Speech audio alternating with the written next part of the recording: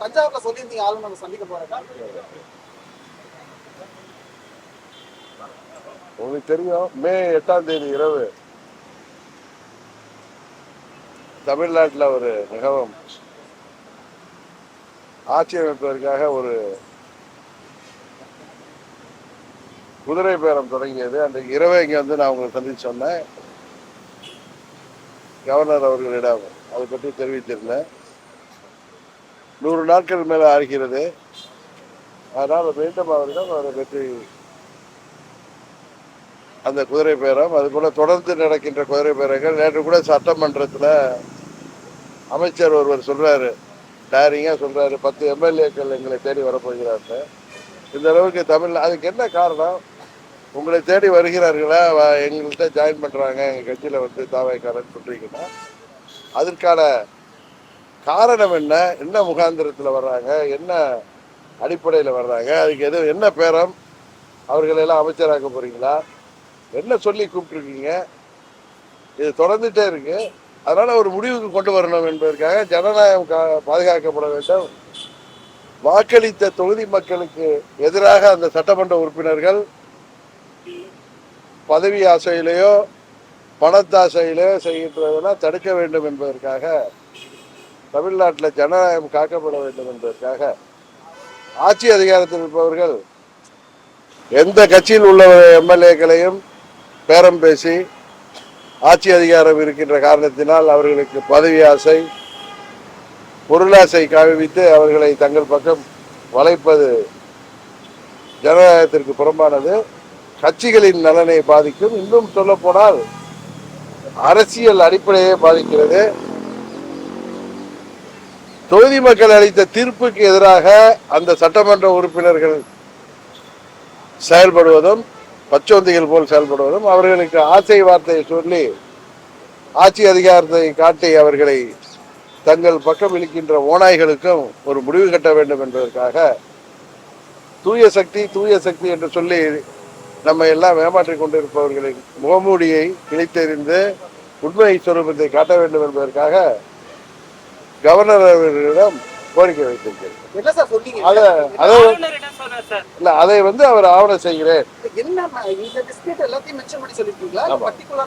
தமிழ்நாட்டில் மே 8ஆம் தேதி இரவு நடந்ததிலிருந்து இன்றைக்கு வரைக்கும் நடப்பதை, குறிப்பாக சட்டமன்ற உறுப்பினர்கள் விலைக்கு வாங்கப்படுவது, அந்த குதிரை பேரத்தின் அடிப்படையில் சட்டமன்ற உறுப்பினர்கள் இன்றைக்கு பேரம் பேசப்பட்டு அவர்கள் ஆளுங்கட்சிக்கு ஆதரவாக திடீரென்று மாறுவது, ஆளுங்கட்சிக்கு ஆதரவாக தங்கள் பதவிகளை மக்கள் தீர்ப்புக்கு எதிராக, தொகுதி மக்கள் தீர்ப்புக்கு எதிராக ராஜினாமா செய்வது, இதையெல்லாம் முற்றுப்புள்ளி கொண்டு வைக்க வேண்டும் என்பதற்காக அம்மா மக்கள் முன்னேற்ற கழகம் அன்றிலிருந்து நான் சொல்லியிருந்தேன், எங்களை தொட்டு விட்டீர்கள், தவறானவர்கள், அதை விடமாட்டோம் என்று. அதனுடைய அடுத்த கட்ட செயல்பாடு தான். பொறுத்திருந்து பாருங்கள் சார், தெரியும். சார், இப்ப வைகோவும் இதே ஒரு கருத்து, எங்க கட்சியை சேர்ந்த 2 எம்எல்ஏக்களும் ராஜினாமா செய்யலாமா அப்படின்னு கேட்டேன். முதல்வர் அவர்கள் பொறுத்திருங்க அப்படின்னு சொன்னாரு. ஆனா அவங்க தரப்புல மட்டும் நடவடிக்கை எடுக்கல. இல்ல எங்க எம்எல்ஏக்கள் எல்லாம் முதலமைச்சர் வந்து ராஜினாமா செய்ய சொன்னாரு.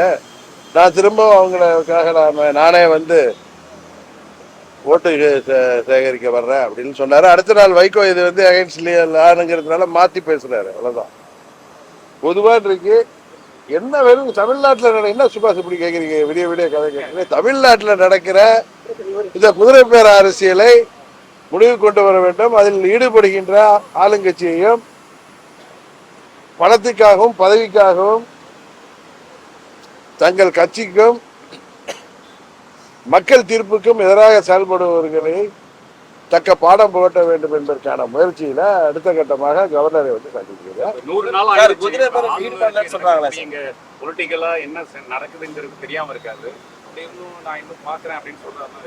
பார்க்க அவர் வந்து அதுக்கு உரிய நடவடிக்கை எடுக்கிறேன்னு சொல்லுங்க. சார், குதிரை பேரத்துல நாங்க ஈடுபடல, அதுக்கு ஆதாரம் கொடுங்கன்றாங்க சார்.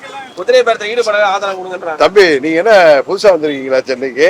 இல்ல, அன்றைக்கு எங்க சட்டமன்ற உறுப்பினர் எனக்கு ஒரு கடிதம் கொடுத்த பிறகு திரு விஜய் அவர்கள் இங்கே மே 8ஆம் தேதி இரவு ஆளுநரை சந்திக்க வந்த பொழுது அவர் கொடுத்த ஆதரவு கடிதங்கள்ல அம்மா மக்கள் முன்னேற்ற கழகத்தைச் சேர்ந்த ஒரு சட்டமன்ற உறுப்பினர் ஆதரவு கடிதத்தை கொடுத்தார்.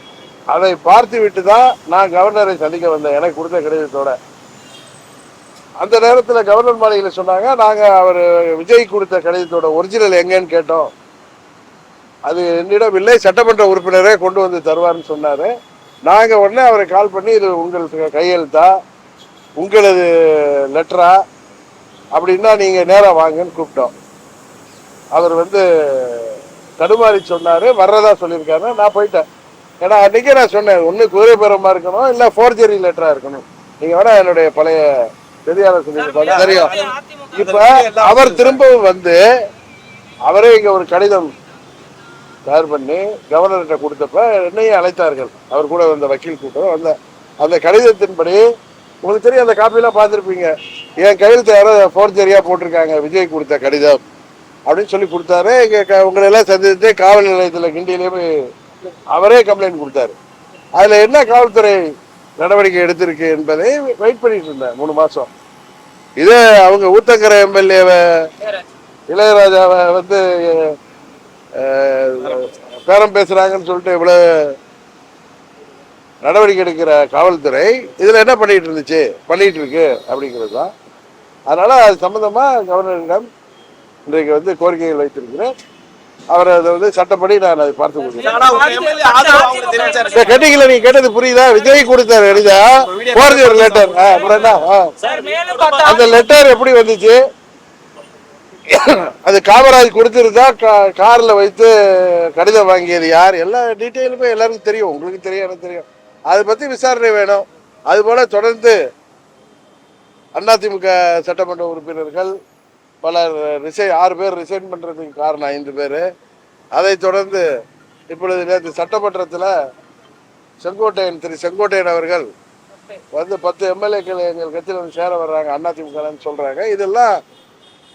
இதுக்கெல்லாம் என்ன அடிப்படையில் இது நடக்குது? இது குதிரை பிறந்தானா? அது சம்மந்தமாக விசாரிக்கணும். அடுத்த கட்டமா ஆளுநர்கிட்ட தானே முதல்ல முறையிடணும். அதனால முறையிட்டு இருக்கேன்.